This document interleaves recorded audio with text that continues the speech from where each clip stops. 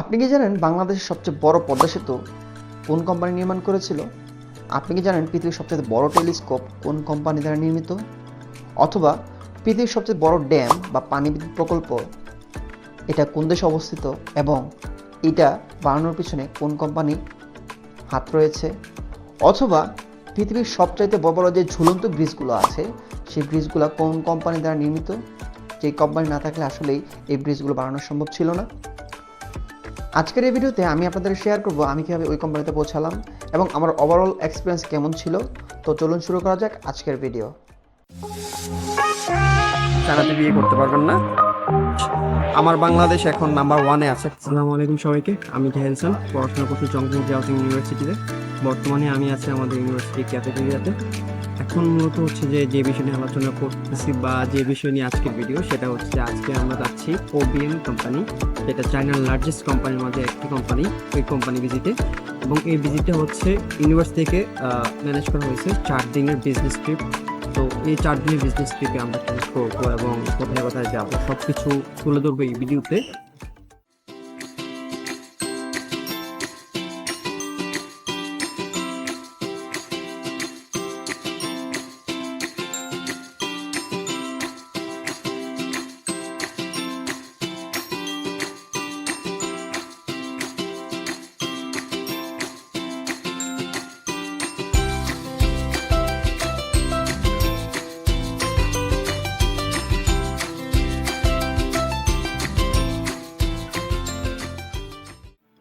So আমরা এখন wait করতেছি ট্রেনের জন্য, কারণ হচ্ছে আমাদের বোর্ডিং শুরু হবে একটু পরে। সো আমাদের প্রথমে যে বোর্ডিং শুরু হওয়ার কথা যে ট্রেনের, ওটা অলরেডি শুরু হয়ে গেছে। এটা লাইন ছিল এই জায়গা পর্যন্ত, এখান থেকে পুরো এখন দেখতে পাচ্ছেন পুরো লাইন ধরে আছে। এখন বোর্ডিং এর জন্য ভিতরে যাচ্ছে, তারপর হচ্ছে যে যাবে আমরা ট্রেনে গিয়ে বসবো। সো বোর্ডিং আমাদের এখনো সময় আছে, আমাদের হাতে মনে হয় আরো 10 থেকে 15 মিনিটের মতন, না 11 মিনিটের মতন আমাদের সময় আছে। 11 মিনিট পর আমাদের বোর্ডিং শুরু হবে। সো বোর্ডিং শেষে আমরা এন্ট্রি করব ট্রেনের ভিতরে।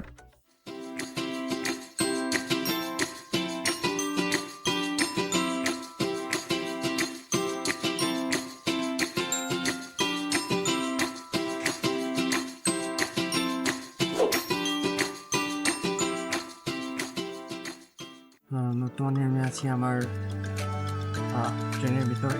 এখন আমরা ট্রেনের ভিতরে আছি। এখন বাজে 3:35।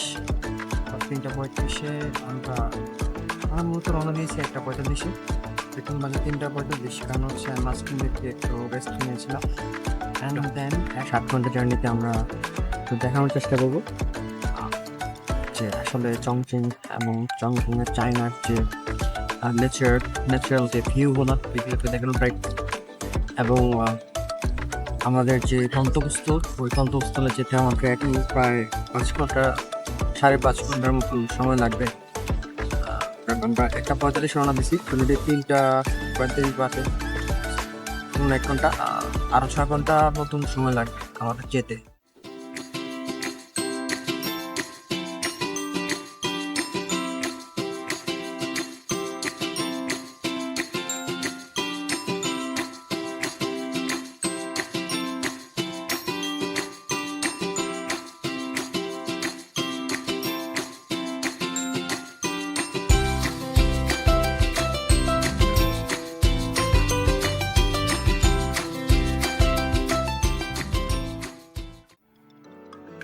আপনাদেরকে একটা জিনিস দেখাই।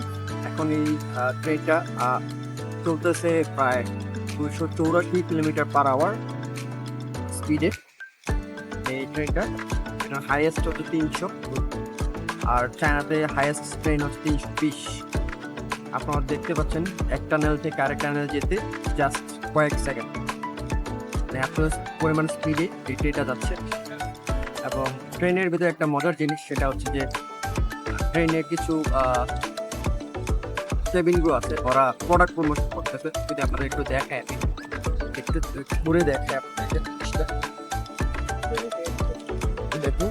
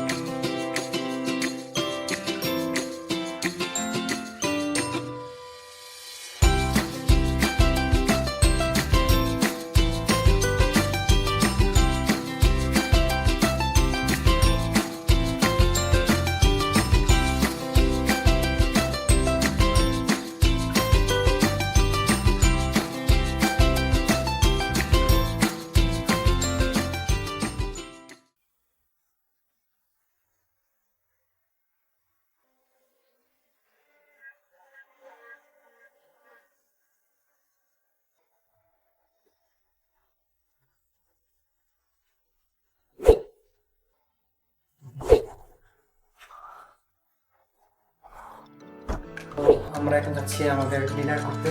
তো আমার সাথে আছে আমার রুমমেট বড় ভাই হালিম ভাই। আমরা এখন যাবো ডিনার করতে। তো দেখা যাক ডিনারে কি আছে। তো আমরা চলে আসছি 21 তলায় অলরেডি।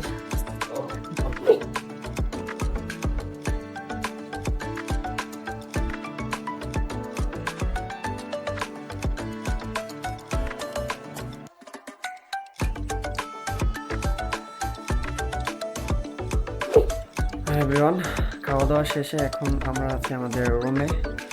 আমাদের হোটেল রুম এটা, আপনারা জানেন। এই যে আমার বড় ভাই হালিম ভাই এখানে এখনো শুয়ে আছে, অনেক টায়ার্ড ভাইয়া। এবং আমি মাত্র গোসল করলাম, গোসল করে দেন হচ্ছে একটু ব্রেক নিচ্ছি। তো আপনাদেরকে যদি একটু আমার রুমটা দেখাই, হোম ট্যুর দিই আপনাদেরকে। এটা হচ্ছে চায়ের জন্য সব কিছু দেওয়া হচ্ছে। হচ্ছে ক্লথ, অবশ্যই নাইট ড্রেস এখান থেকে বার হয়েছে। সো এইটা হচ্ছে ওয়াশরুম। সো একটা বেসিং আছে অনেক বড়। এদিকে হচ্ছে ওয়াশরুম, সেন্টার, সব কিছু। আমাদের ট্রেন আমাদের চংচিং থেকে এই সিটিতে আসতে আমাদের সময় লেগেছে প্রায় 8 ঘন্টার মতো। সো এই 8 ঘন্টায় মোটামুটি অনেক দৌড়ঝাঁপ, তাড়াতাড়ি এসে রাতে খাওয়া দাওয়া। আপনারা জানেন যে চায়নার মানুষ 6টার দিকে ওদের রাতের খাবার শেষ করে ফেলে। তো আমরা হোটেল আসতে আসতে প্রায় 9টা সাড়ে 9টা বেজে গেছিলো। তো যার কারণে আমরা 10 মিনিটের ভিতরে এসেই আপনার সরাসরি খাবারের জন্য চলে যেতে হয়েছে। তো এখন খাওয়া দাওয়া শেষ করে আমরা রুমে। তো পরবর্তী ডের জন্য আমাদেরকে হয়তো মর্নিং 7টার দিকে ব্রেকফাস্টের কথা বলে দেওয়া হয়েছে। এবং পরবর্তী টোকেন দেওয়া হয়েছে সকাল 7টা সাড়ে 7টার দিকে গিয়ে সকালে খাওয়া দাওয়া শেষ করতে। অ্যান্ড দেন 10টার দিকে হয়তো আমরা রওনা দিব আমাদের কোম্পানির জন্য, ভিজিটিংয়ের জন্য। সো সাথেই থাকুন, দেখা হচ্ছে সরাসরি মর্নিংয়ে। গুড মর্নিং সবাইকে। তো আজকে হচ্ছে প্রথম দিন আমাদের বিজনেস ট্রিপে। সো ইনভেস্টমেন্টের যেটা ম্যানেজ করা হচ্ছে আপনি জানেন। আজকে হচ্ছে প্রথম দিন। সো সবাই রেডি, আমিও রেডি। ভাইয়া একদম ফর্মাল রয়েছে, আমি একদম ক্যাজুয়াল রয়েছে, কারণ হচ্ছে আমার স্টাইলটাই ক্যাজুয়াল, আপনারা জানেন। সো আমরা এখন যাব ব্রেকফাস্ট করতে। ব্রেকফাস্ট করে সরাসরি কোম্পানির গাড়ি আসবে আমাদের পিক আপ করার জন্য। এখান থেকে পিক করে আমরা সরাসরি কোম্পানিতে যাব।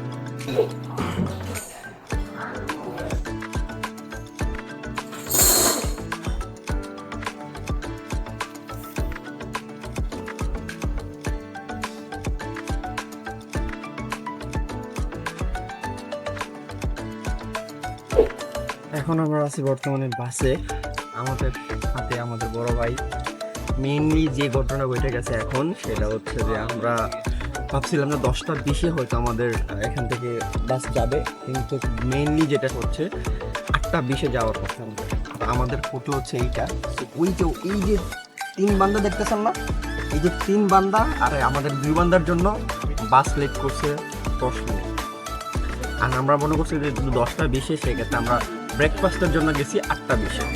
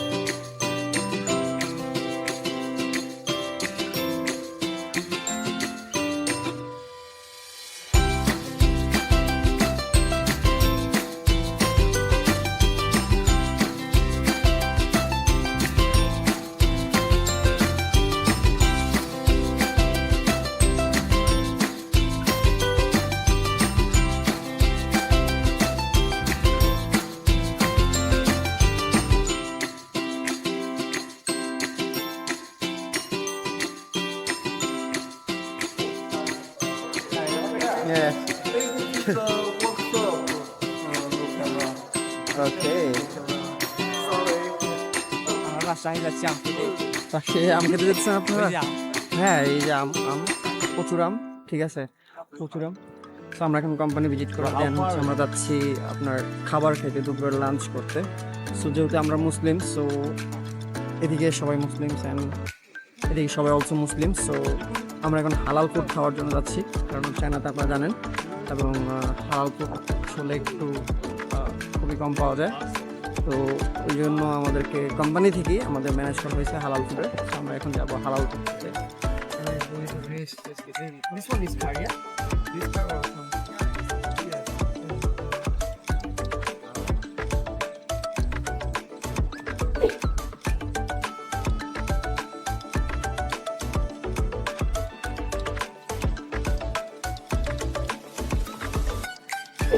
Welcome to our third day.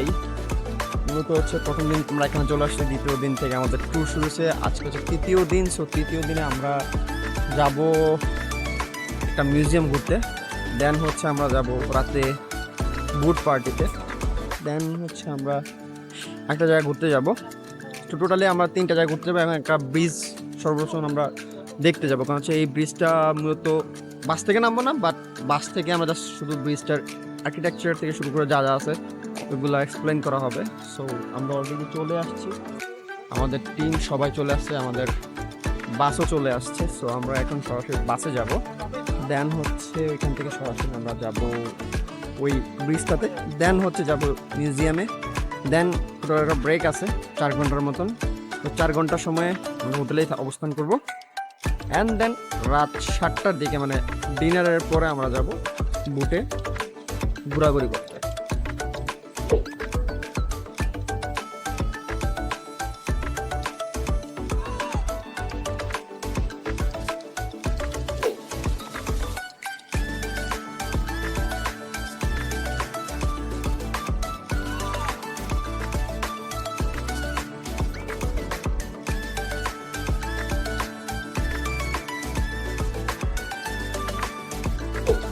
তো আমরা এখন চলে আসছি মিউজিয়ামে।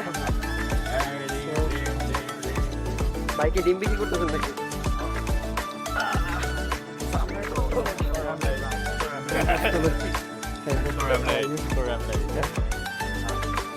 You're coming fast. How? So আমরা এখন আছি মিউজিয়ামের ভিতরে। তো মিউজিয়ামটা সম্ভবত ট্রান্সপোর্টেশন মিউজিয়াম, হচ্ছে যে চায়নার যে যত ট্রান্সপোর্টেশন মেশিনের জিনিসপত্র সেটার একটা মিউজিয়াম হচ্ছে এটা। বাই দ্য ওয়ে, এখন আমরা আছি ভিতরে। সো আপনারা আমার পিছনে যে মেশিনটা দেখতে পাচ্ছেন, এই যে মেশিনটা, এই মেশিনটার ওজন হচ্ছে 150 টন। এটা মেড করেছিল ফ্রান্স 1950 সালে, এবং এইটার সর্বোচ্চ ক্যাপাসিটি ছিল 650 টন। মানে এইটা দিয়ে তৈরি হতো তখনকার সময় 1950 সালে, তখনকার সময় যে মোটরসের যে পার্টসগুলো ছিল গাড়ির, ট্রেনের, এবং যে মোটরসের যে পার্টসগুলো তৈরি করা হতো, এই মেশিনটা দিয়ে তখনকার সময় এই মেশিনটা দিয়ে ওই মোটরের সবগুলা পার্টস তৈরি করা হতো। আমার পিছিয়ে এখন যে মেশিনটা দেখতে পাচ্ছেন, সেই মেশিনটা হচ্ছে একটা টারবাইন। এই জিনিসটা আসলে অনেক বড়। যদি আপনাদেরকে দেখাই, এই মাথা থেকে ওই মাথা পর্যন্ত শুধু এই টারবাইনটার সাইজ, এবং এইটা 200 মেগাওয়াট বিদ্যুৎ তৈরি করতে পারতো। এবং এটা কত সাল থেকে কত সাল চলছে আপনারা যদি শুনেন, তারপর হচ্ছে মানে এত কম সময়, এটা মূলত ইউজ করছে চায়না 10 বছর, 1995 সাল থেকে 2005 সাল পর্যন্ত এই মেশিনটা ইউজ করা হয় টারবাইন হিসাবে। দেন এটাকে তুলে নতুন সিস্টেম ওরা বসায়। সো চায়না দেখেন যে রিসার্চের উপর চায়না মানুষ কত পরিমাণ খরচ করছে, এখনও করতেছে। সো আসলে বাংলাদেশ মানুষকেও রিসার্চ করা উচিত সব কিছু নিয়ে। এই টারবাইনটা থেকে শিক্ষা নেওয়া উচিত যে 10 বছর লাগে, জাস্ট 10 বছরের জন্য একটা টারবাইন ইউজ করছে, তাও 200 মেগাওয়াট বিদ্যুৎ উৎপন্ন করতো। এখন সেই টারবাইনটা খুলে আবার নতুন টেকনোলজি ইউজ করতেছে, নতুন টারবাইন ইউজ করতেছে চায়নার মানুষ, জাস্ট ফর আরও আধুনিক হওয়ার জন্য। সো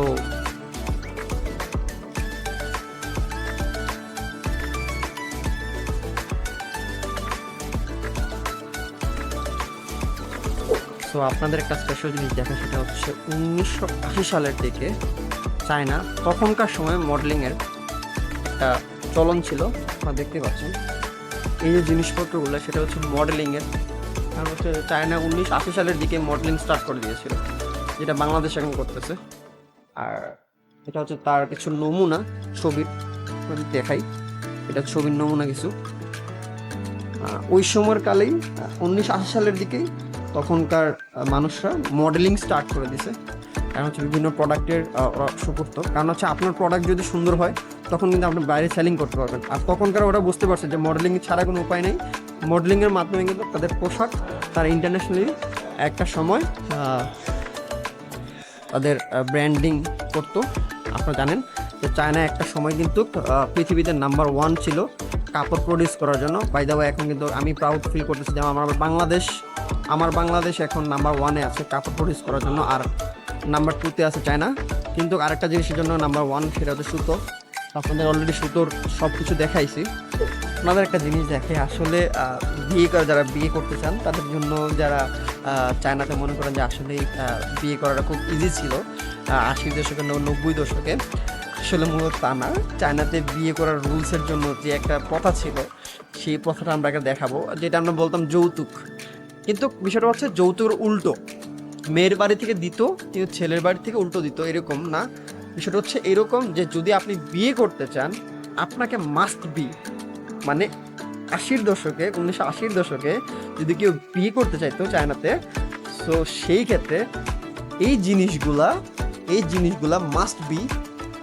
এই যে টেবিল, আপনার ওয়ার্ড্রোব থাকতে হবে, টিভি থাকতে হবে, 2টা সাইকেল থাকতে হবে, একটা ফ্যান থাকতে হবে, একটা সুতার মেশিন থাকতে হবে, তারপরে কাপড় ধোয়ার মেশিন থাকতে হবে, একটা আলমারি, একটা রেডিও, তারপর হচ্ছে একটা বক্স।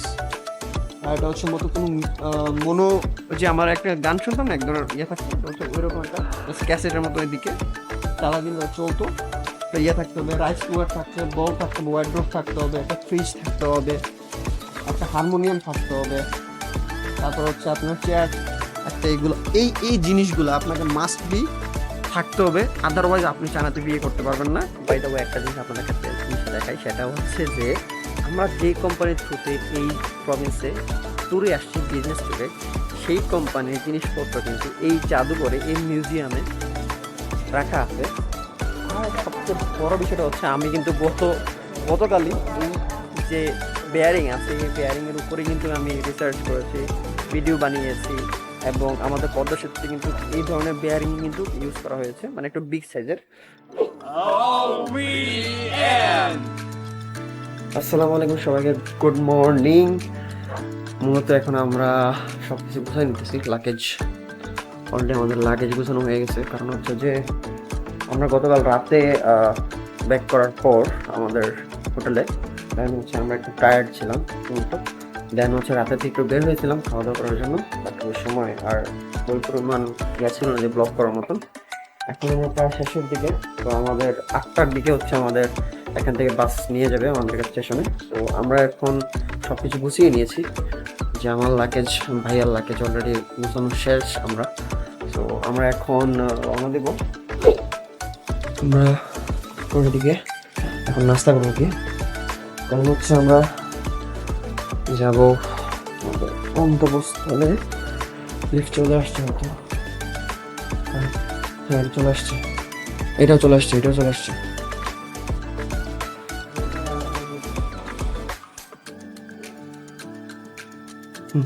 আসছে।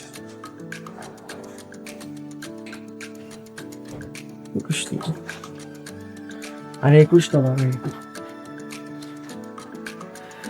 সো যদি এই ভিডিওটি ভালো লাগে থাকে, অবশ্যই ওদেরকে বলবো যাদের এই ভিডিওটি ভালো লাগে থাকে এবং আমাদের ট্রিপ সম্পর্কে জানতে চান, চায়না সম্পর্কে জানতে চান, অবশ্যই আমাদের নক করতে পারেন। চায়না দিকে ট্রিপ দিতে হয়। সো এবং চায়না যারা আসতে চাচ্ছেন, নতুন স্টুডেন্ট, তাদেরকে স্বাগতম।